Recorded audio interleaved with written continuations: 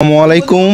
দেশ এবং দেশের বাহির থেকে যারা আমাদেরকে দেখছেন সবাইকে আজকের এই ভিডিওতে স্বাগতম। খুব আনন্দ একটি মুহূর্তে আপনাদের সাথে আজকে আমরা ইফতারি আয়োজন করেছি। 1350 জন মানুষের ইফতারির আয়োজন করেছি এবং এখান থেকে কিন্তু রান্না হচ্ছে।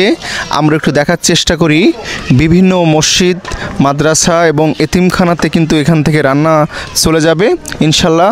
দেখেন কি একটা সুন্দর আয়োজন, কতই না দারুণ লাগছে। খুব আনন্দের একটি সময় আপনাদের সাথে শেয়ার করছি।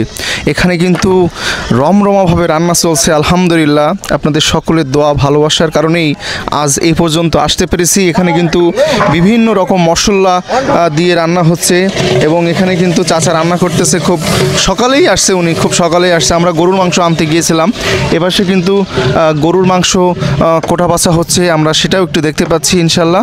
এবং এই দেখেন এপাশে খুব সুন্দরভাবে কিন্তু গরুর মাংস কাটা হচ্ছে এবং এই পাশে কিন্তু খুব সকালেই কিন্তু আমরা কাজ শুরু করেছি এবং বিশেষ করে এই কাজগুলো করতে আসলে অনেক বেশি ভালো লাগে। সকলকে সঙ্গে নিয়ে এই কাজগুলো করতে আসলে খুব দারুণ লাগে এবং আসলেই খুব অন্যরকম এক অনুভূতি সৃষ্টি হচ্ছে। সত্যি খুব দারুণ লাগছে, খুব আনন্দ লাগছে।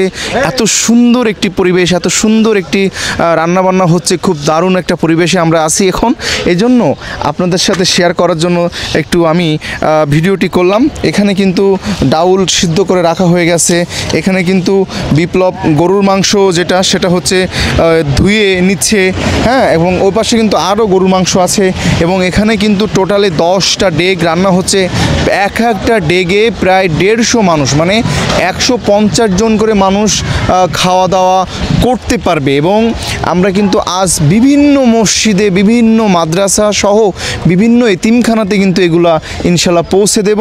কাজী আমরা একটু দেখার চেষ্টা করি এখানে রান্না এখন কোন অবস্থাতে আছে, আমরা সেটাও একটু দেখার চেষ্টা করি।